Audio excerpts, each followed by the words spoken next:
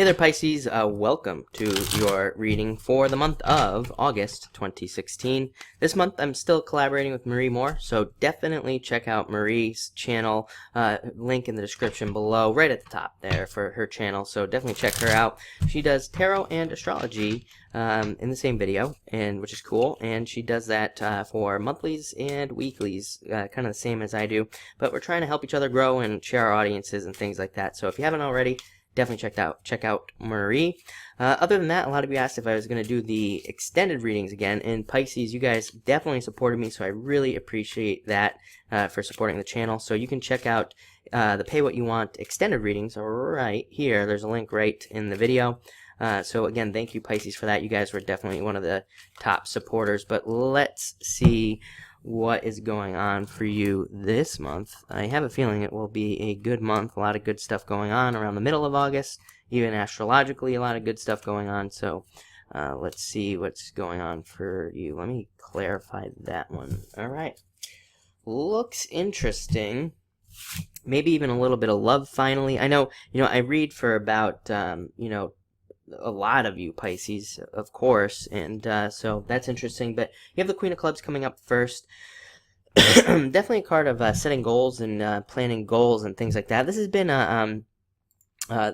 been like a major thing. I of course I didn't take a look at the astrology before I sat down and did these, but I'm guessing there might be something in the astrology about goals and goal settings and things like that.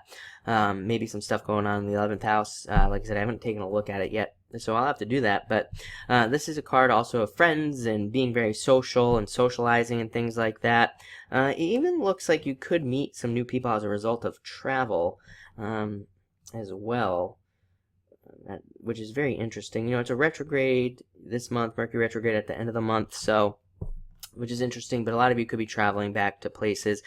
Funny enough, I'm traveling back to a place at the end of the month during the retrograde, of course. So a lot of you could be doing that. This is definitely a card of friends and things like that.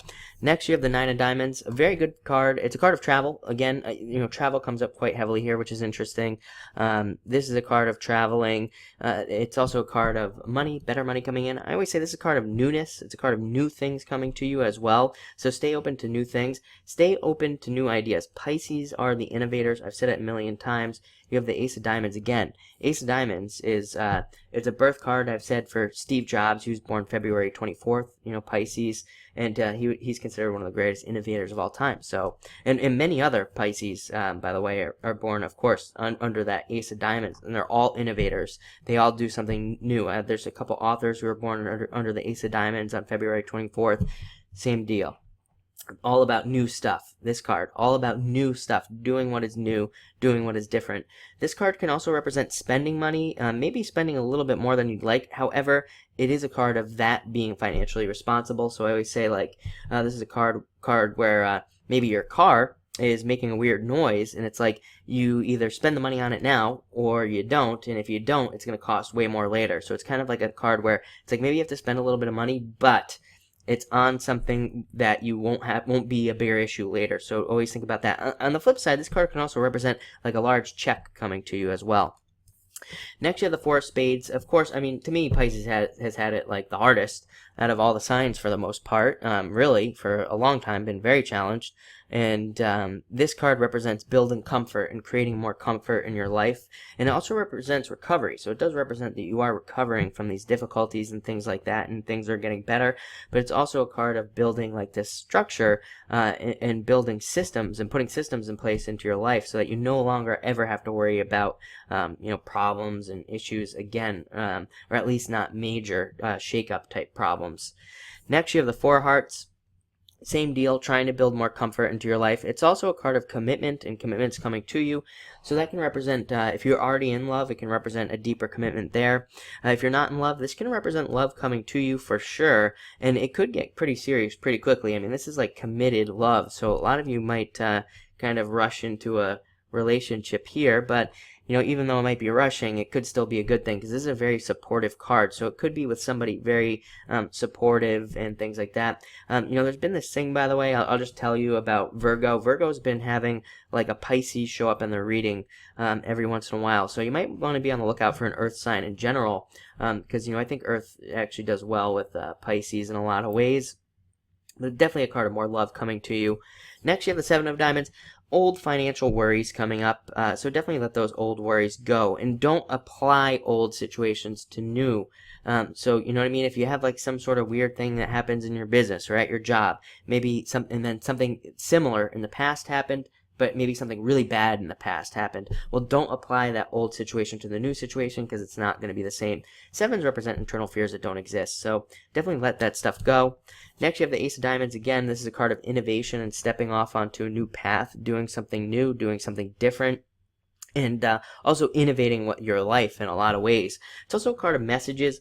Pisces, of course, pay attention to your dreams, pay attention to any psychic messages that come to you, anything like that. And it's also a great card for money. This is even a marriage card. Like I said, some of you that might happen, a proposal or something. You have the Four Hearts, Ace of Diamonds. But again, you would need to be in a relationship for that to be the case.